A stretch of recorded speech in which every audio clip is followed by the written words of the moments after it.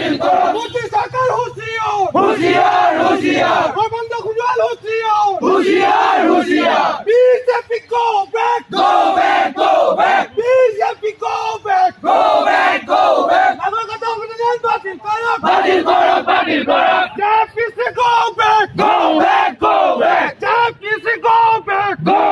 go back আমার দাবি মানবই লাগিব আমার দাবি মানবই লাগিব আমার দাবি মানবই লাগিব কেন্দ্রীয় সরকার হুঁশিয়ার হুঁশিয়ার হুঁশিয়ার অসম সরকার হুঁশিয়ার হুঁশিয়ার হুঁশিয়ার নাগরিকত্ব সংশোধনী আইন বাতিল করো বাতিল করো বাতিল করো নাগরিকত্ব সংশোধনী আইন বাতিল করো বাতিল করো বাতিল করো এই আইন মানি লোৱা নহব নহব নহব এই আইন মানি লোৱা নহব নহব নহব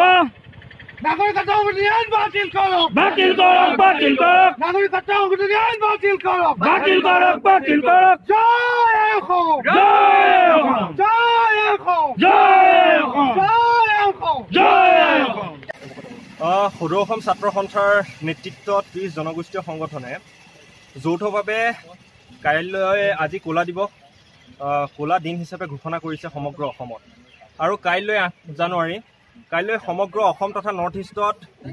অসম বন্ধৰ আহ্বান কৰিছে কথা এটাই নৰেন্দ্ৰ মোদীৰ চৰকাৰে যি অসমীয়া জাতিক প্ৰলোভন দি পেলাই জাতি ধ্বংসী যি বিল আনিব বিচাৰিছে সেই বিল দুৰ্ঘোৰ বিৰোধিতা কৰিছোঁ আৰু সদৌ অসম ছাত্ৰ সন্থাৰ আহ্বানত সমগ্ৰ অসমৰ প্ৰত্যেকটো আঞ্চলিকে আজি ক'লা দিন হিচাপে ৰূপায়ণ কৰিছে আৰু নাগৰিকত্ব সংশোধনী বিধেয়ক 2016 আজি লোকসভাত গৃহীতৰ কাৰণে লোকসভাত সংসদত উপস্থাপন হ'ব তাৰ প্ৰতিবাদত পূবচদা আঞ্চলিক ছাত্ৰ সন্থাই কলাবাৰীত নাগৰিকত্ব সংশোধনী বিল 2016 আৰু জেপিচিৰ প্ৰতিবেদন আমি জ্বলাই পেলাই তেওঁলোকক প্ৰতিবাদ জনাইছোঁ ইয়াৰ পৰা এটা কথাই কওঁ যে কোনো কাৰণত অসমে বিদেশী বুজা নলয় এইটো কথা স্পষ্ট আৰু নৰেন্দ্ৰ মোদীয়ে শিলচৰত আহি যি বক্তব্য অসমীয়া জাতিক জলাঞ্জলি দিয়াৰ যি ব্যৱস্থা কৰিছে যি বক্তব্য ৰাখিছে এইটো তীব্ৰ ভাষাৰে গৰিহণা আৰু ধিক্কাৰ দিছোঁ আৰু কোনো কাৰণত অসমীয়া জাতিক ধ্বংস কৰিবলৈ দিয়া নহ'ব আৰু ধ্বংসৰ যি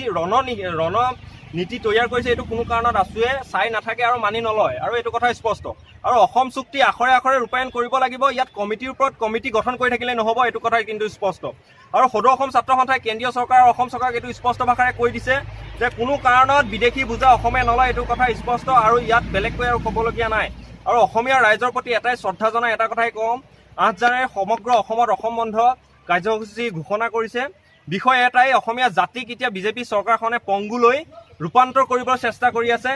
এই জাতিটোক জীয়াই ৰখাৰ স্বাৰ্থত সদৌ অসম ছাত্ৰ সন্থা আৰু 30 জনগোষ্ঠীয় সংগঠন আৰু নেচুৱে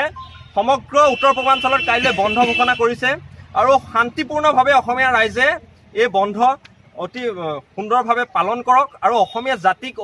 সকলো ৰাইজ ঐক্যবদ্ধ হৈ অসমীয়া জাতি বচাও এই আন্দোলনত আগভাগ লওক আৰু প্ৰত্যেক ল'ৰাই হওক বা ছোৱালীয়ে হওক সমগ্ৰ অসমৰ জনসাধাৰণে এই বিধেয়কখনৰ বিৰোধিতাই কিন্তু আন্দোলন কৰিবৰ কাৰণে সাজু থাকক